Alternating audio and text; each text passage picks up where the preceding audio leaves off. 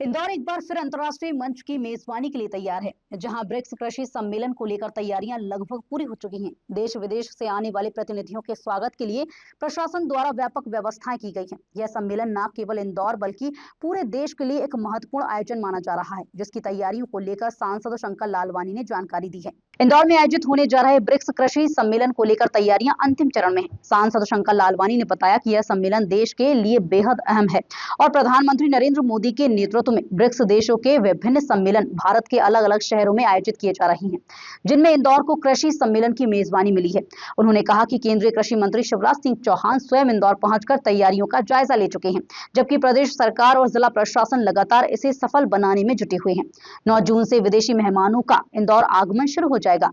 सम्मेलन के दौरान प्रतिनिधियों को इंदौर की सांस्कृतिक और ऐतिहासिक विरासत से भी रूबरू कराया जाएगा, जिसमें सराफा, राजवाड़ा सहित प्रमुख पर्यटन स्थलों का भ्रमण शामिल है।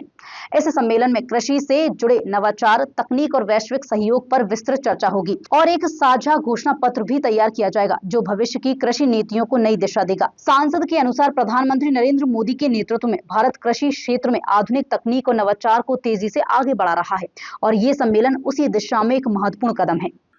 इंदौर के लिए एक सौभाग्य की बात है कि ब्रिक्स का सम्मेलन इंदौर में हो रहा है।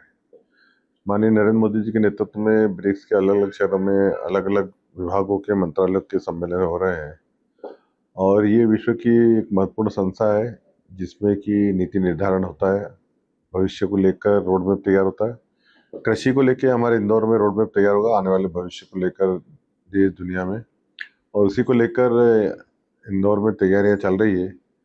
माननीय कृषि मंत्री जी श्री शिवराज सिंह चौहान जी और हमारे मुख्यमंत्री डॉक्टर मोहन यादव जी के नेतृत्व में पूरी तैयारियां लगभग पूर्णता की हो रही है। अधिकारी और प्रशासन लगा हुआ है। इसमें जो प्रतिनिधि आएंगे उनका आना कल से शुरू हो जाएगा। पहले प्रतिनिधि आएंगे, उनके ऑफिसर आएंगे, ऑफिशियल के बाद अनेक देशों के मंत्री भी आने वाले हैं और जो अधिकारी और मंत्री आएंगे वो हमारे इंदौर की जो धरोहर है, खास करके राजवाड़ा, सराफा, चप्पन दुकान और मांडो, उसका भी दौरा करेंगे और उसके बाद जो बैठकें होगी वो बैठकों में मंत्रियों के द्वारा आने वाले भविष्य में कृषि के क्षेत्र में क्या आमूलचूल परिवर्तन होना चाहिए, किस प्रकार देश और दुनिया आगे जा रही है, उसको लेके एक पेपर भी तैयार होगा, डिक्लेरेशन तैयार होगा। वो डिक्लेरेशन हमारे देश को और अनेक देश को मार्गदर्शन देगा और ये बहुत महत्वपूर्ण है।